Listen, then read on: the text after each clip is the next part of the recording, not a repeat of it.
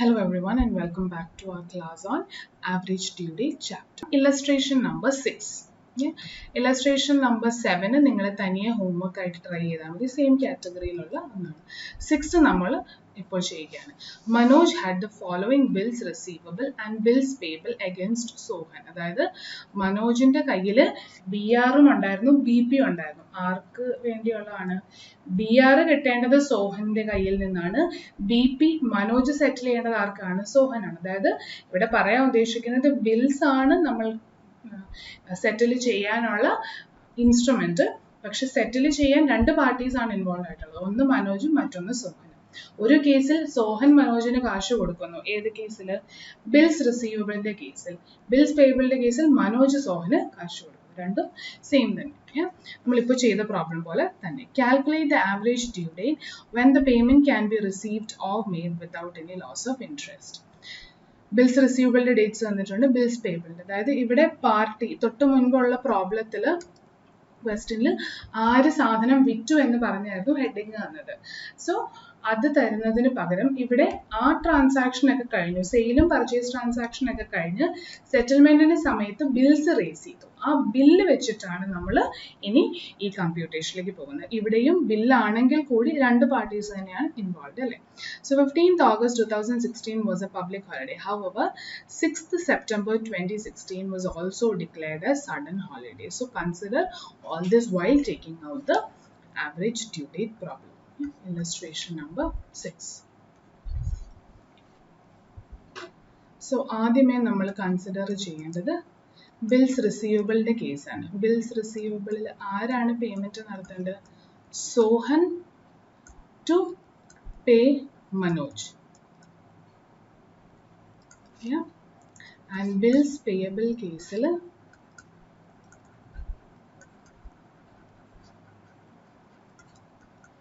Manoj to pay Sohan. Yeah. ഇനി നമ്മൾ ചെയ്ത പോലെ തന്നെ ആ ഫോർമാറ്റിൽ ഡേറ്റ്, ഡ്യൂ ഡേറ്റ് കാര്യങ്ങളെല്ലാം എഴുതാം. ഫസ്റ്റ് വൺ വിൽ ബി നമ്മൾക്ക് തന്നിരിക്കുന്നത് ഡേറ്റ് ഓഫ് ബില്ല് തന്നിട്ടുണ്ട് അല്ലേ. അപ്പോൾ ബിൽ ഡേറ്റ് എന്ന് എഴുതുകയാണ് ഞാൻ. പിന്നെ നമ്മൾക്ക് എന്താണ് വേണ്ടത്? ഡ്യൂ ഡേറ്റ് വേണം. പിന്നെയോ ഡ്യൂ ഡേറ്റ് കഴിഞ്ഞാൽ പിന്നെ number of days from base date, then amount, then product.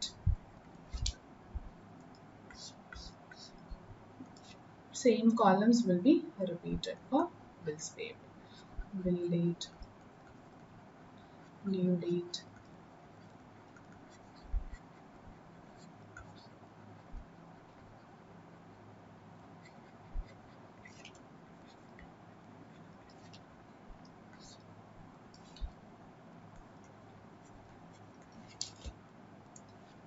so let us first write ഈ bill date ഒക്കെ എഴുതി നമുക്ക് ഡ്യൂ ഡേറ്റ്സ് ഒന്ന് റെക്കോർഡ് ചെയ്യാം. എന്തിനാണ് ഡ്യൂ ഡേറ്റ്സ് ആദ്യമേ തന്നെ രണ്ടിൻ്റെയും റെക്കോർഡ് ചെയ്യുന്നതെന്ന് വെച്ചാൽ രണ്ട് ടേബിളിനെയും കൂടെ കമ്പയർ ചെയ്തിട്ട് വേണം ബേസ് ഡേറ്റ് ചൂസ് ചെയ്യാൻ അല്ലേ. അപ്പോൾ അതിന് വേണ്ടി. സോ ബിൽസ് റിസീവബിളിൻ്റെ ഡേറ്റ് നമ്മൾക്ക് തന്നിരിക്കുന്നത് ജൂൺ 2016 ആൻഡ് ടെനർ എത്രയാണ്? 3 മാസമാണ്. സോ 3 മാസം എന്ന് പറയുമ്പോൾ ഡ്യൂ ആകുന്നത് എന്നായിരിക്കും? June, July, August. സെപ്റ്റംബർ 1 വേണം ശരിക്കും ഡ്യൂ ആകാൻ. But since it is A bill receivable I will get 3 days credit period. ഞാൻ പറഞ്ഞു ബിൽസ് റിസീവബിൾ എന്ന് സാധാരണ പറയുകയാണെങ്കിൽ always consider it to be a after site or after date bill. On site അല്ലെ at site ആണ് immediately pay ചെയ്യണം, 3 days grace period കിട്ടില്ല അല്ലേ.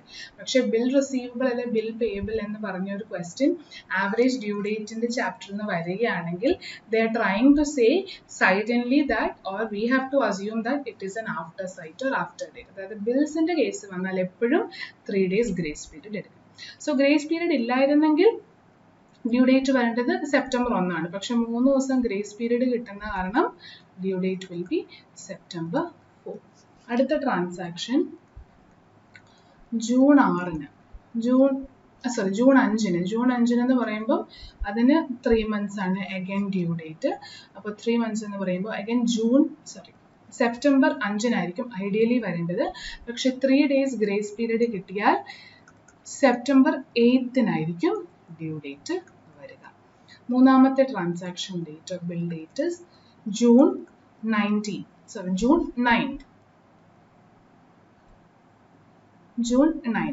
9th ഒരു മാസമാണ്, അതായത് ജൂലൈയിൽ തന്നെ ഡ്യൂ ആകുന്നത്. ജൂലൈയിൽ ഡ്യൂ ആകുന്നതെന്ന് വെച്ചാൽ 9th ജൂലൈ ആണ് ഐഡിയലി ആവേണ്ടത്. പക്ഷെ 3 ദിവസം ക്രെഡിറ്റ് പീരീഡ് കിട്ടിയാൽ എന്ന് ഡ്യൂ ആകണം? ജൂലൈ 12th ഡ്യൂ ആകണം. ദെൻ 12th ജൂണിന് ഡ്യൂ ആകുന്നു. 12th ജൂണിന് ബിൽ ഡേറ്റ് ആണ്. അങ്ങനെയാണെങ്കിൽ അതിന് എത്ര മാസമാണ് ക്രെഡിറ്റ് പീരീഡ്? 2 മാസം. വിച്ച് മീൻസ് ജൂലൈ ഓഗസ്റ്റ് 12 ആകണമായിരുന്നു ഗ്രേസ് പീരീഡ് ഇല്ലായിരുന്നെങ്കിൽ. അപ്പോൾ ഓഗസ്റ്റ് 12 12/8 വരേണ്ടതാണ്. പക്ഷെ അതിൻ്റെ കൂടെ 3 ദിവസം ഗ്രേസ് പീരീഡ് വരും. അപ്പോൾ 3 ദിവസം ആഡ് ചെയ്യുമ്പോൾ ഇറ്റ് ബിക്കംസ് 15th ഓഗസ്റ്റ്. പക്ഷേ 15th ഓഗസ്റ്റ് പബ്ലിക് ഹോളിഡേ ആണ് ക്വസ്റ്റ്യനിൽ പറയുന്നത്. Even if it is not said, we already know that it is a public holiday in India. So therefore we consider the public holiday ആണെങ്കിൽ 3 ദിവസം grace period കഴിഞ്ഞെത്തുന്ന date public holiday ആണെങ്കിൽ, already അറിയാവുന്ന ഒരു holiday ആണെങ്കിൽ എന്ത് ചെയ്യണം?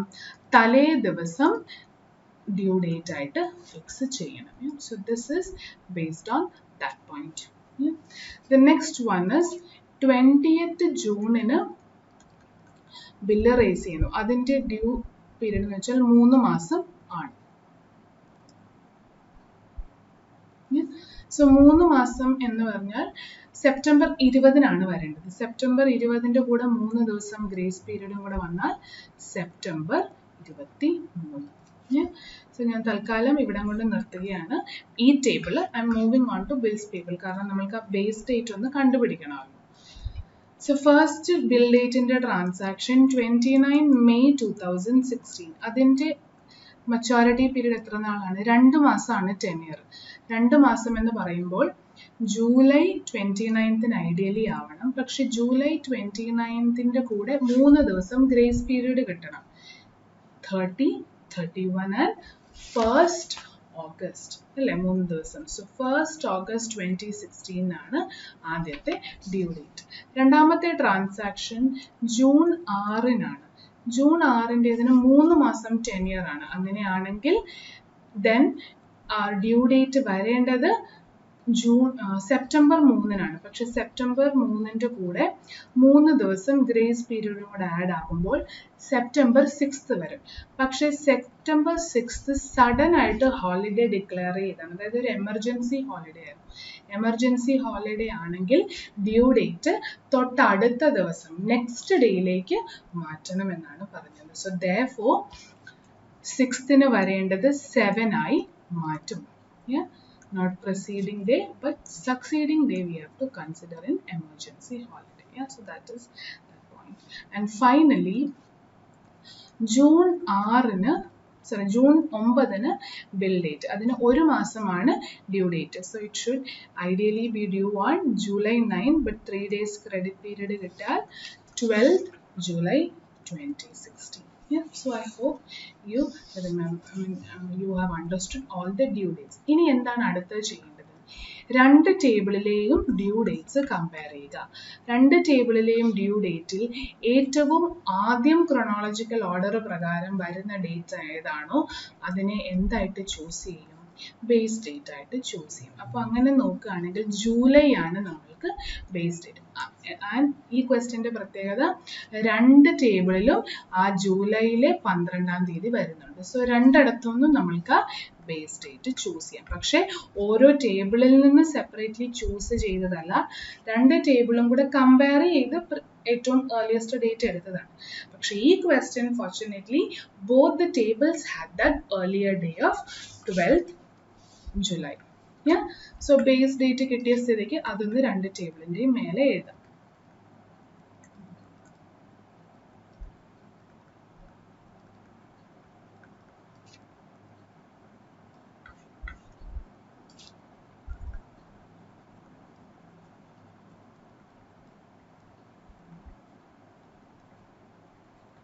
Now I am just quickly going to fill in the amounts under each table. അതൊക്കെ ടെക്സ്റ്റ് ക്വസ്റ്റ്യൻ നോക്കി എഴുതേണ്ടതാണ്. Nothing much to explain in the amount column.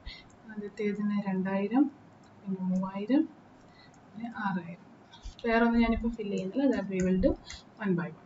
ഇനി ആദ്യത്തെ ബിൽസ് റിസീവബിളിൻ്റെ table was 3000, 2500, 6000, 1000, 1500.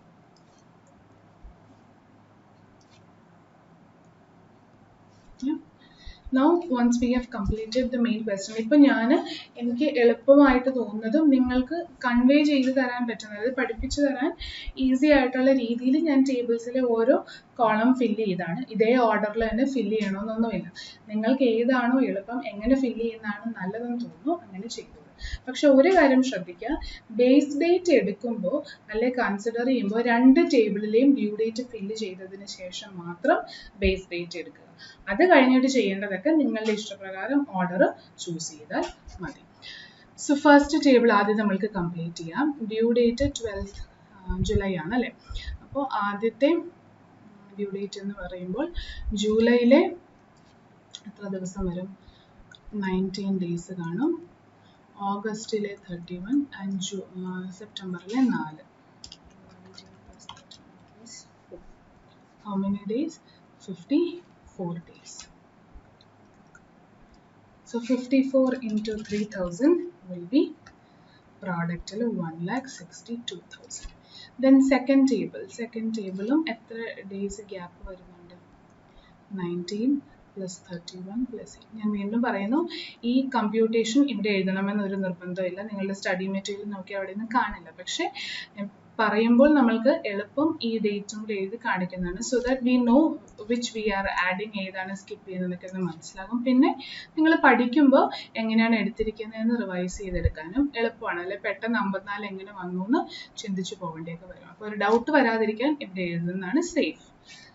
So next is 58 days. So 58 into 2,500, which is 1,45,000. Base date തന്നെയാണ് 0, so ഇവിടെയും 0. Next is ജൂലൈയിലെ 19 ദിവസം, ഓഗസ്റ്റിലെ 14 ദിവസം. So 19 plus 14 is 33 days. So 33 into 1000, 33,000. Finally, 19 days of July, 31 days of August, and 23 days of September. Therefore, total number of days is 73. So 73 into 1,500 is 1,09,500. ഇനി എന്താണ് ചെയ്യുന്നത്? പ്രോഡക്റ്റിന്റെ total എടുക്കുക.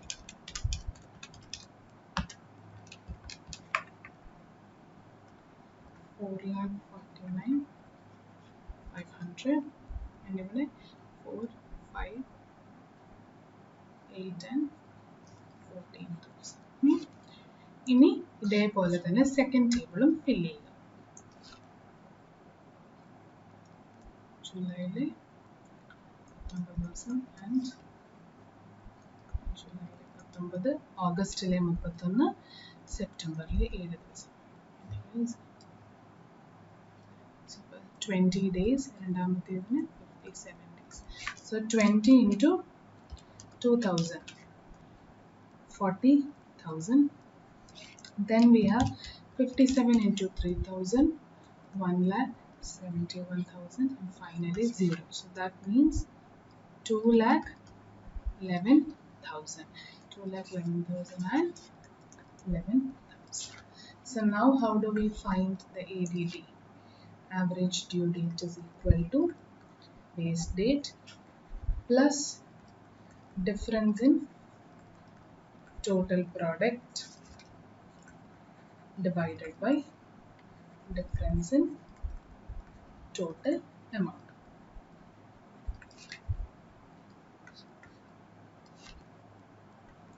So 1207/2016 plus difference ഏതാണോ കൂടിക്കിടക്കുന്നത് ആ ടേബിളിലെ total product ആദ്യം എഴുതുക, രണ്ടാമത് മറ്റേ ടേബിളിൽ എഴുതുക. Same way denominator 14,000 minus 11,000.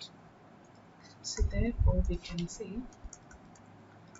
12th July 2016 plus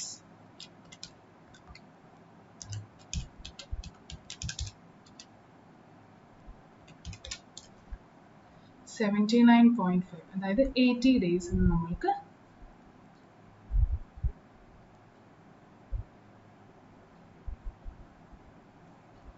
പറയാം. 79.5 ആണ് കിട്ടുന്നത്, അതിനെ ഞാൻ അപ്രോക്സിമേറ്റ് ചെയ്ത് 80 days ആക്കും. So therefore I can say that 19 July തീർന്നു, ഓഗസ്റ്റിൻ്റെ 31 തീർന്നു, പിന്നെയുള്ള 30 എന്ന് പറയുമ്പോൾ സെപ്റ്റംബറിലെ 30ആണ്. So due date will be 30th September 2016. എങ്ങനെയാണ്? ജൂലൈ 12 തൊട്ട് 19 ദിവസം കൂടെ വരുമ്പോൾ ജൂലൈ തീരും. അപ്പോൾ 80 ദിവസത്തിൽ 19 ജൂലൈയിലേക്ക് പോയി. ബാക്കി എത്ര ദിവസമുണ്ട്? ഫ്രം 80 61 days ഉണ്ട്. ആ 61 ഡേയ്സിൽ അടുത്ത ഓഗസ്റ്റും വരും. സോ 61ൽ നിന്ന് ഓഗസ്റ്റിൽ 31 പോകും. ബാക്കിയുള്ള 30 days ഫുള്ളി എവിടെ കിടക്കുന്നത്? സെപ്റ്റംബറിലുണ്ട്. So 30th September will be my average due date. So now average due date കിട്ടി, എന്നാണ് പേ ചെയ്യേണ്ടത്. ഇനി ആരാണ് സെറ്റിൽമെന്റ് നടത്തേണ്ടത്? BR ഉം BP യും കൂടെ നോക്കുമ്പോൾ we can say that BR is more അല്ലേ? 14,000 ആണ് BRന്റെ ടോട്ടൽ. പ്രോഡക്റ്റിന് ഇനി പ്രസക്തിയില്ല. ADD കണ്ടുപിടിച്ചു കഴിഞ്ഞാൽ പിന്നെ product you should just ignore it. പിന്നെ നമ്മൾക്ക് വേണ്ടത് എമൗണ്ട് കോളം മാത്രമാണ്. പ്രോഡക്റ്റ് കണ്ടുപിടിക്കുന്നത് നമ്മൾക്ക് ഈ ADD കണ്ടുപിടിക്കാനുള്ള അസിസ്റ്റിംഗ് ആയിട്ടുള്ള കോളം മാത്രമാണ്. So amount under BR is 14,000 and BP is 11,000. അതായത് സോഹൻ മനോജിന് പേ ചെയ്യേണ്ടത് 14,000ഉം മനോജ് സോഹന് പേ ചെയ്യേണ്ടത് 11,000ഉം. സോ ആരാണ് നെറ്റ് പേ ചെയ്യാൻ പോകുന്നത്? കൂടുതൽ പേ ചെയ്യാനുള്ളത് സോഹനാണ് അല്ലേ? So Sohan will pay the differential amount of 3,000. So then we will write this sentence that therefore on 30th September 2016 Sohan has to pay rupees 3,000